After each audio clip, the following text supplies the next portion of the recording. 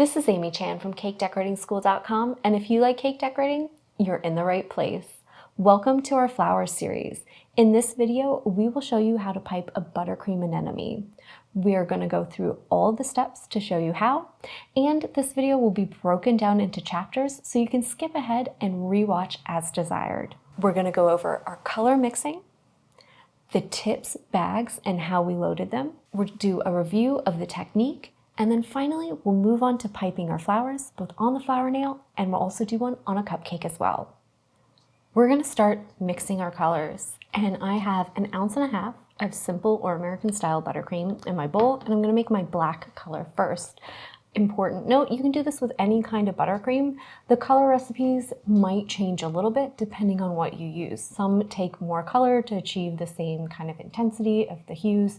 So just keep that in mind when you're deciding which buttercream to use. We like using the simple one or the American one just because it's easy to work with and easy to color. So if you're just starting out, it's a nice one to use. We're going to use 4 colors today. I've got violet, neon bright pink, red, and coal black. There we go. And these are all liquid gel consistencies. And I like those for coloring buttercreams and a variety of other things. So it's the best one for me to keep on hand, but you can also use gel paste in the same shades. You just need a little less. So I'm going to start with this 1.5 ounces, and I'm going to do 2 drops of my purple. And I'm just going to give it 1 of my black to start with. And especially with darker colors like black, they're really going to deepen over time. So you need less color than you think. And I'm going for kind of a dark purple gray color. And I think I'll probably just need 1 more drop of that black. You can see it's kind of a nice shade of gray with that kind of purple tone to it. So just a little more intensity. Give it 1 more black.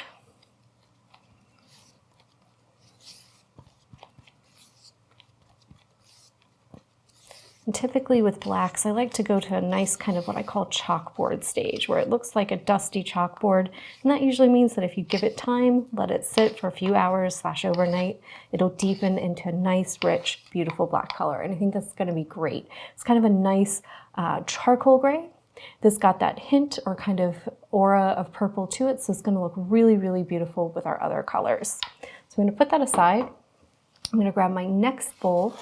It's got 3 ounces of buttercream in it, and I'm going to make kind of a heather purple shade. So I'm going to use mostly purple, a little bit of black, and a little bit of pink just to adjust the tone. I'm just going to start out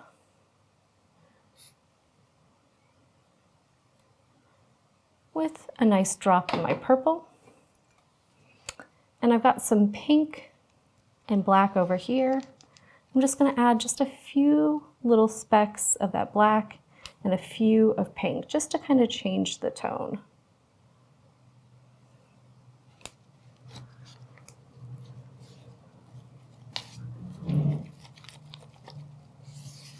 And this shade of purple is going to be a little darker than the one we're going to use for the outside of our petals. So basically we're making 2 shades of purples for the petals of our blossoms, and that black color is going to be for the centers. And I just want this one to be nice and intense so it kind of pops and reads against both the lighter shade and the black.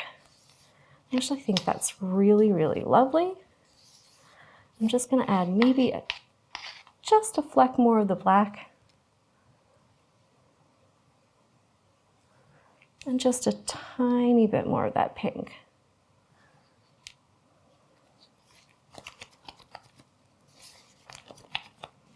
And anemones come in a wide range of color options.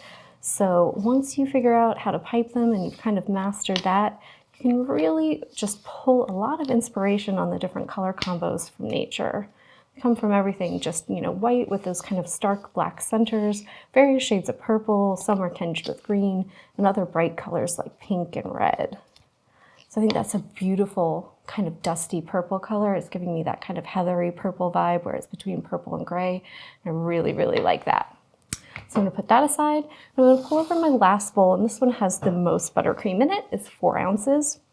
because we're going to use the most of it. It's going to be for the outside edge of our petals, so we're going to go through more. So this one, I'm just going to use specks of everything. I've got my purple, my pink, and my red. So I'm just going to start out with 6 good specks of that purple, 3 of that pink, just give it 2 of that red just to kind of help change the tone a little bit, and just 1 on the black.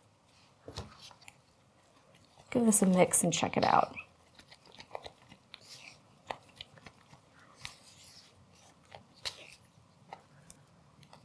So I want this to very much be a purple color, but I want it to have just a little bit more of a pink vibe to it than the other ones that I've made, and just a little bit of that black, just to make it just a tiny bit dull. So that's beautiful. It's coming along nicely.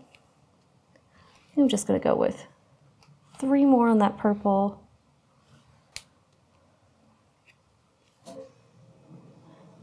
2 of that pink. 1 of my red, and just 1 of that black, just to give it a little bit, touch more of that gray. We'll give this a mix. I just want it to go a little more towards the pink and the red, just to make it nice and different from our other shade. And I think we have hit the nail on the head. So we've got a beautiful kind of 2 nice kind of almost dusty shades of purple. This one has a little more pink to it and it's lighter. This one's a little more intense and you can see it has a bit more of that gray vibe to it. So 2 really nice shades. They look well together. And they also go nicely with that color we made for the center, which you can see is deepening already. Just as we've been talking for a few minutes, it's already darkened like a nice full shade and it's giving me that nice black feel to it. So that's going to be perfect. So next we're going to load these up in the bags and then we'll get started piping. So it's time to talk about our bags and tips and how we're loading them up. We have one 12-inch bag that we fitted with a coupler. I've filled it already with the dark kind of black purple color we made for our centers, and I fitted it with a number 7 tip, and I've also got a number 1 tip. We're going to use both of these with the black, which is why we have the coupler on there, so we can change back and forth and don't need to use another bag. The second one is fitted with our number 125K. We're just going to use this single bag with the single tip, so no coupler needed, and we're actually going to stripe it. So I'm going to go over how I do that. So you want to make sure you're paying attention to how that tip is oriented. So I've got that skinny end, that's the outside edge of my petals, and I want the lighter color to be on that side, and then the darker color is going to be on the fatter end towards the base of the petals.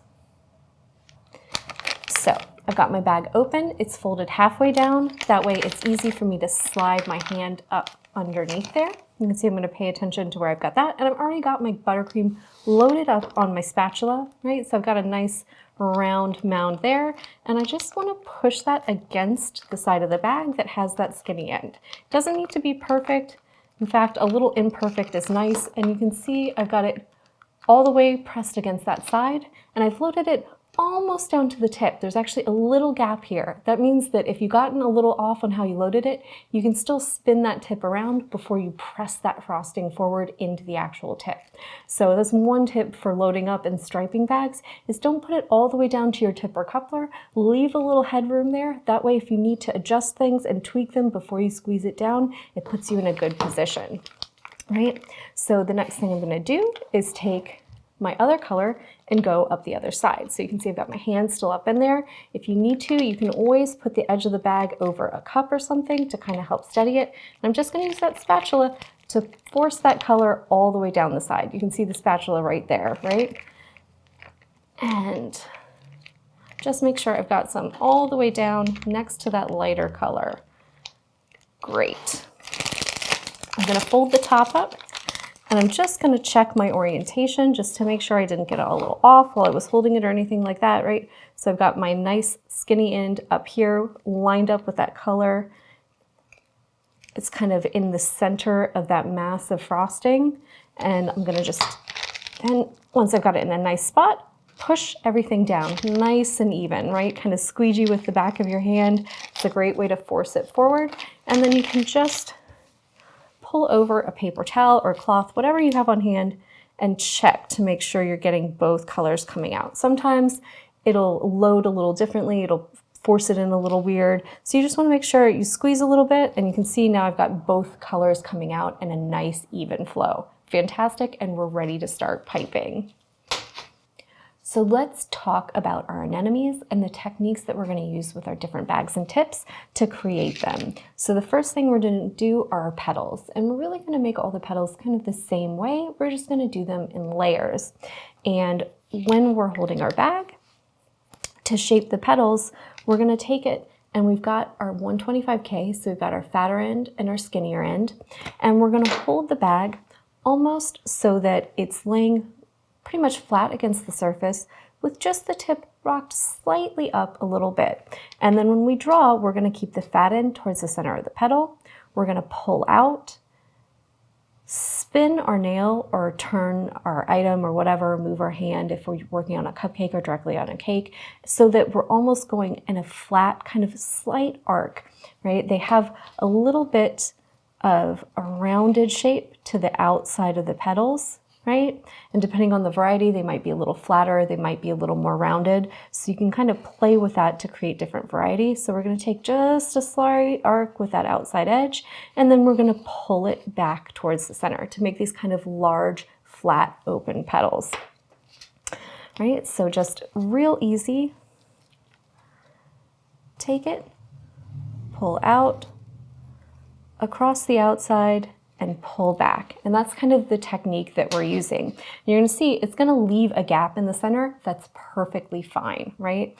We're going to do multiple layers of petals. So when we do the outside layer, that gap is going to be bigger, but we're going to cover it up with the inside layer of petals, and you won't ever see it. So this is going to allow us to create the look of a much bigger flower with the same tips. So we're going to do that action. We're going to pull out, do a nice kind of soft, beautiful arc across the top. Don't be afraid to get it at a little variation. If the frosting curls a little on you and does that beautiful action, that's great. It's gonna make them look really nice and natural. And then pull back in when you're ready to finish it. So we're gonna repeat that kind of over and over again to make our petals, and it's gonna make a really beautiful flower. Next, for the centers, we're gonna do one large dot with our number 7 tip. And then we're going to do a bunch of tiny dots with the number 1. So important things to remember about dots when you're making them. You want to be up off the surface so that that frosting balloons out nice and big and reaches that full width and looks really kind of thick and lovely, right? If you're too close to the surface, it's going to be smashed, flat. You're going to interfere with how that frosting comes out. Also, it's important to note you want to hold it straight up and down. If you hold it at an angle, your dot's going to shoot out at an angle, right? So straight up and down, up off the surface. Squeeze nice and big till it reaches its full size, and then we're going to stop. You can see I've released my fingers, and if you give it a little swirl and just slide it off to the side, it'll give you a nice, beautiful dot. Then when we want to do the little kind of stamens on the outside, we're just going to switch to number 1 tip and do smaller dots. And that'll give us the 3 parts to this flower: our petals, our center, and our stamens. So for those, it's the same process. We're just going to be really, really small. So closer to the surface, squeeze, stop, and give it a little spin. And those are the 3 things we're going to do. So our petals, our large dot, and our small dots. And that's going to help us make our anemone. All right, so it's time to move on to actually piping. And there's a few things we want to know before we get into it about how we're going to construct our flowers. So the first thing we're going to do is just leave that tip flat against the surface, give our flower nail a spin, and we're going to pipe a ring of frosting. That's going to help support the petals. Anemones are one of those beautiful flowers. Sometimes they open up and the petals are kind of cupped and open and have that kind of concave look to them. And you can put that support ring right at the outside edge of where those petals are going to be to achieve that. Or you can slide it in a little bit if you want them to be a little bit convex. So there's some things you can do with that support ring to play around with the look of these that can add a lot of nice variety and interest to your flowers. Then we're going to put down a nice outer layer of petals, and they're going to look a lot like the ones that we did on our practice page before, where they're going to have a bigger opening. They're going to be towards the outside edge of the flower nail. They're going to be fatter and wider. I'm going to make sure I'm going to leave a tiny gap of space between each one.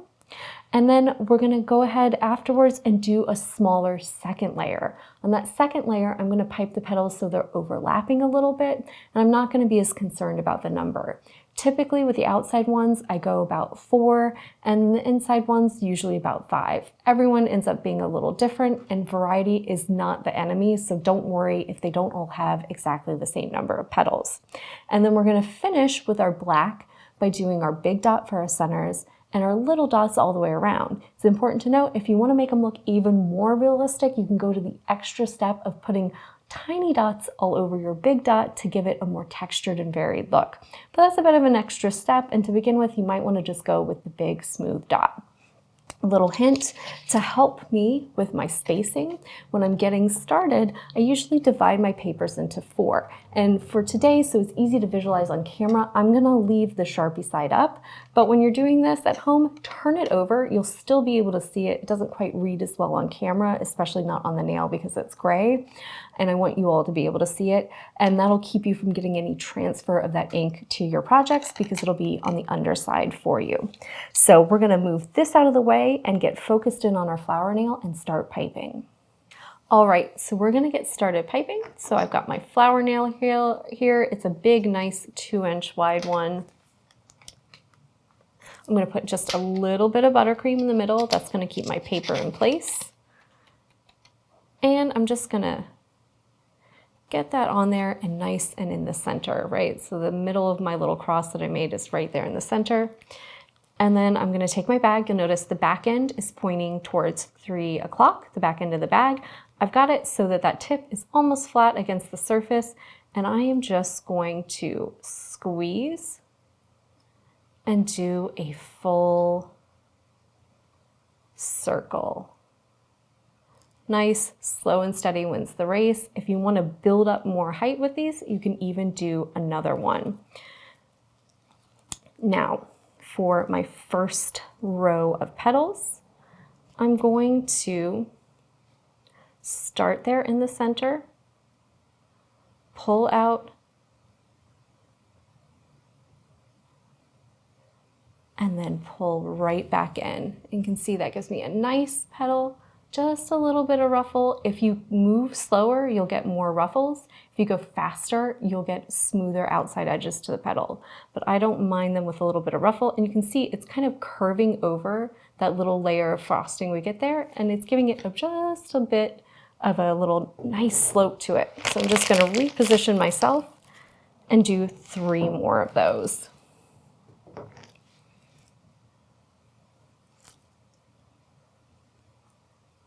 Just gonna leave a nice little gap between each of my petals.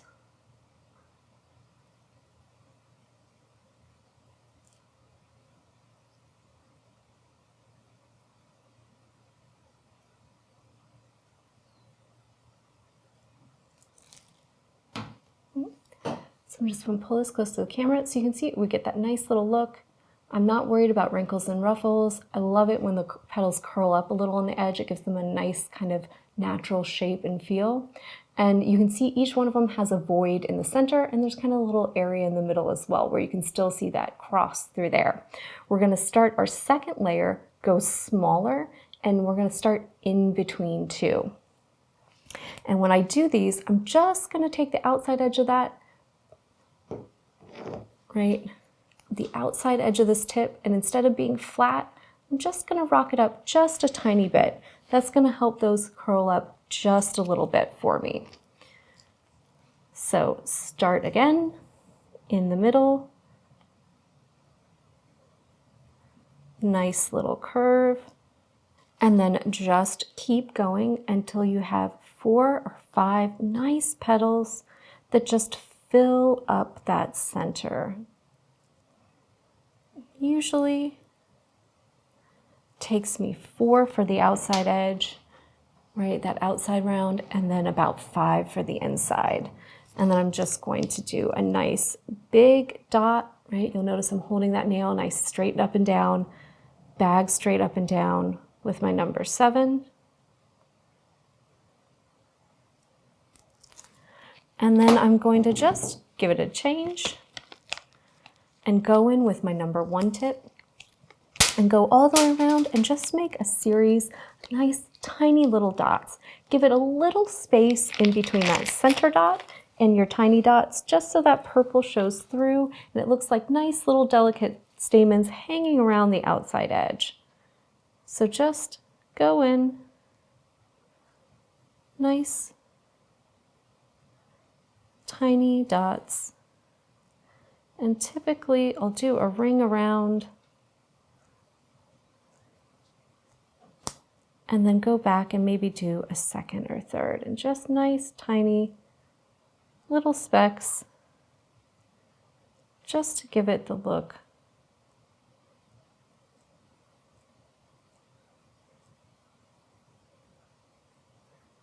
of those beautiful little stamens all the way around the outside edge. So we have a beautiful light purple anemone. And you can see we can do these on our flower nail. I've got mine on parchment, which means you can easily slide it off onto a tray and let them chill before you put them on your cakes. And I'm gonna go ahead and do a second one right on a cupcake for you. So I've got my little cupcake, and you can see, take the same process. I can do a nice flat ring out there if I want those petals to kind of curve over, or if I want them to kind of stand up a little bit, I'm just gonna hold the bag straight up and down, and this is gonna make my little ring that I pipe just have a little more height to it. So that should then kick those outside edges just up a little bit for me. And I'm gonna follow that same process where I'm gonna do my big petals first, and then do a row of smaller ones on the inside.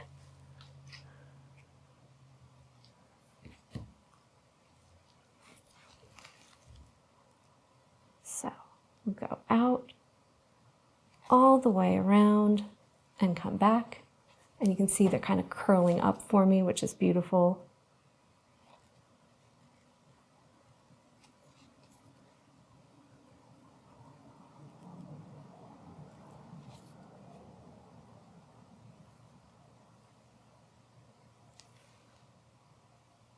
Gorgeous, and don't be afraid to leave space between them too. And then go back, do a nice little second layer.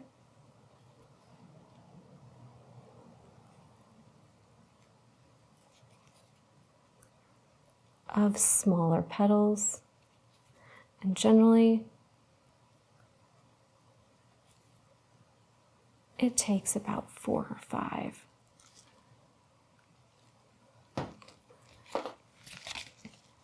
Go in with your number 7 tip first to pipe your center.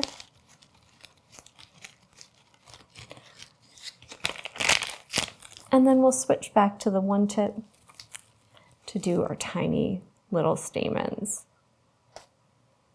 It's a nice big dot in the center, followed up by little ones all the way around.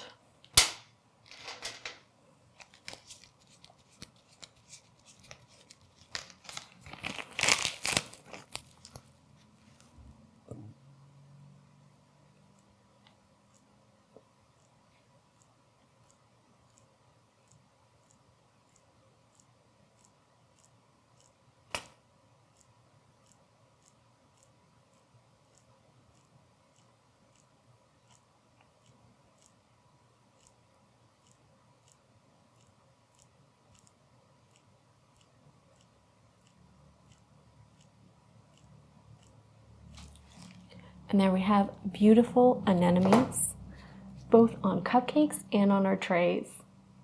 If you enjoyed this video and you'd like more about the cake decorating materials and equipment we use, or just some inspirational videos about cake decorating itself, you can follow us on Insta or YouTube at Cake Decorating School. If you'd like to know more about yearly membership and what it entails, you can go to www.cakedecoratingschool.com for more information. And if you're interested in these products, you can check the links in the description.